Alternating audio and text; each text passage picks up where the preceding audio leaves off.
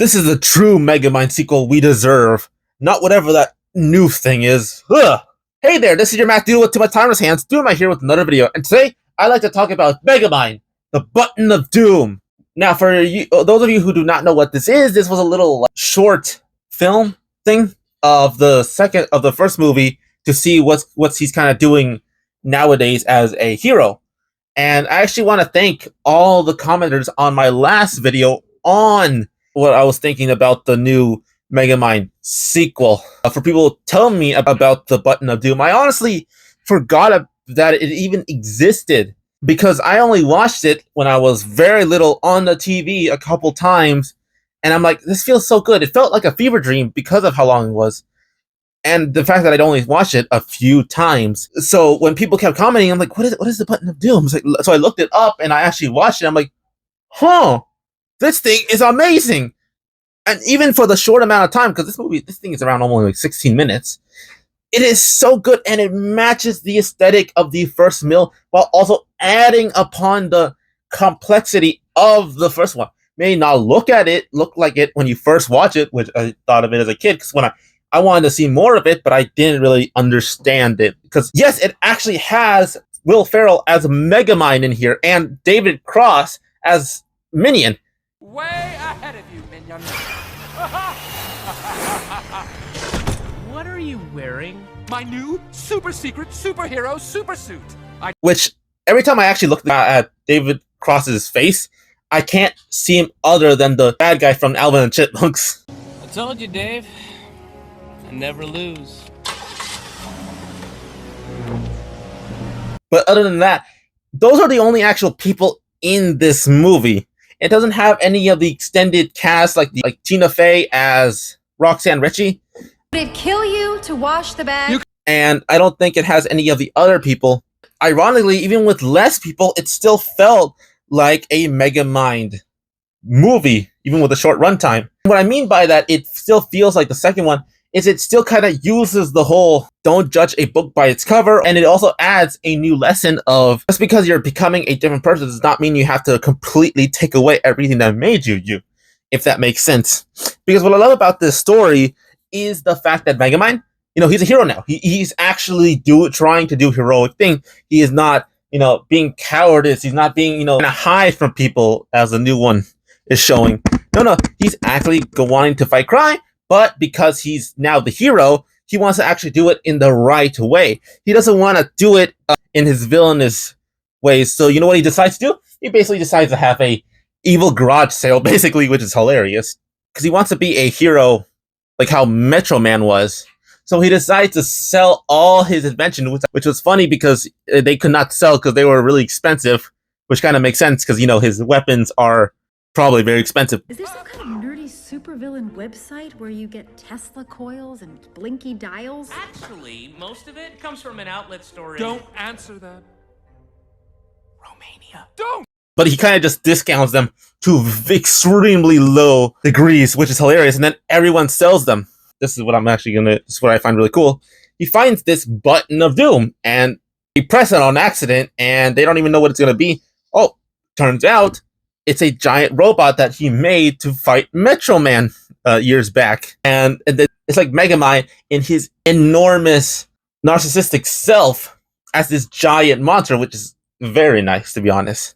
And Megamind, because he sold all the stuff, he actually made a suit that emulates Metro Man's powers while also having some of the color scheme, which is so cool. I'm not gonna lie, that thing is actually clean as hell. He puts that on to try to fight his robotic self, because this is just Megamind. The giant robot, that's him, but just in a giant form, because he even acts like himself from the original movie. And then you can actually tell the difference between how they act as hero as Megamind and villain Megamind.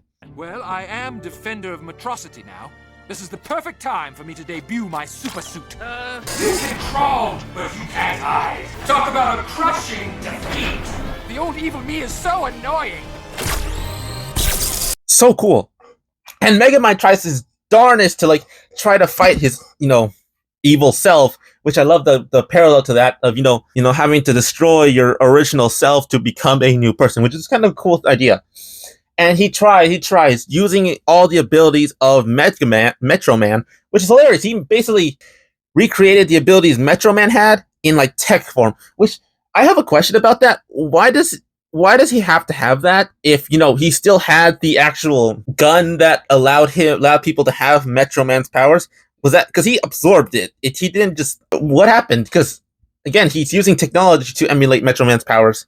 I'm just confused with that, but even then, it still works. And he tries so hard to fight Megamind, which I think that's what he's called it, and it's not working. So he decides, you know what? I need my evil inventions to stop myself, basically. So he basically has this giant spider thing, like an evil spider robot that Minion kept because, still very sentimental. It's cute. And he basically uses that as a way to defeat the robot. But I love how they have kind of little callbacks to the original movie because they go back to the observatory that basically got destroyed from the first movie. And then, of course, it has its lair there.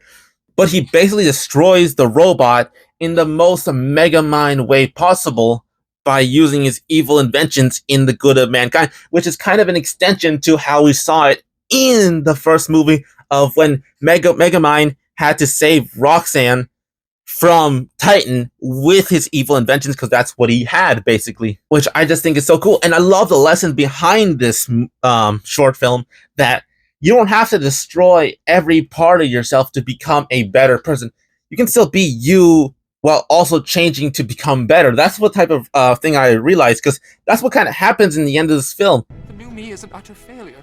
Well, it's clear you're no Metro Man. I know I'm not Metro Man. I just mean, maybe you should stop trying to be him and just be you. Really? Is that possible? And also, people who are complaining that Megamind has a symbol, like the Batman symbol, for the newer films, so I really suck that these are newer films. He technically got that in this film, which I actually love so much. I'm like, why does that look so familiar? And I saw that for the new Megamind stuff, and I was like, oh, that's why it was in this movie. And I think this did it way better. This was so fun to look back on. Because of the new stuff for Megamind, it really upsets me because, that's not how Megamind even acts or how his world even works. So this short film that only had 16 minutes was able to encapsulate all of what we love Megamind in this amount of time, which is so good. So what I like to do is pretend that the new stuff for Megamind does not exist. That is nowhere to be seen in my mind. It goes from Megamind to Megamind, the Button of Doom. And that's what we got there. We got from Megamind. And again, I want to thank everyone who commented on my last Megamind video for this specific video, because, again, I forgot it existed, and it's actually very nice to look back on. And yes, I know this is a shorter video than the ones I usually make, but it's mainly because, again, this movie, short film was very, short. It was only 16 minutes. I couldn't talk about it too much unless I went into very nitpicky territory, and even then, it's not too much to nitpick. I kind of basically just put the parallels between him nowadays as a hero to him as in his older days as being a supervillain instead. That's kind of like the only real thing I could nitpick about this, but it's just fun to see more of the original Megamind. And again, I almost forgot that this still has the CGI from the original movie, so it makes it like 10 times better already. It doesn't feel like a video game, which, ironically, the video game of Megamind was better than whatever the new stuff is. Jesus. But those are just my thoughts on the Megamind Button of Doom short film. What do you think? Are you one of the people who commented on that video helping me find it? Are you one of the people who just found the video and it's like, oh, you missed this character? Or are you someone who didn't even like the film at all, or did you even know this thing existed in the first place? Let me know in the comments down below. And if there's nothing else, I hope everyone stays nerdy, and this has been Dunamite, and I hope to see everyone in the next video.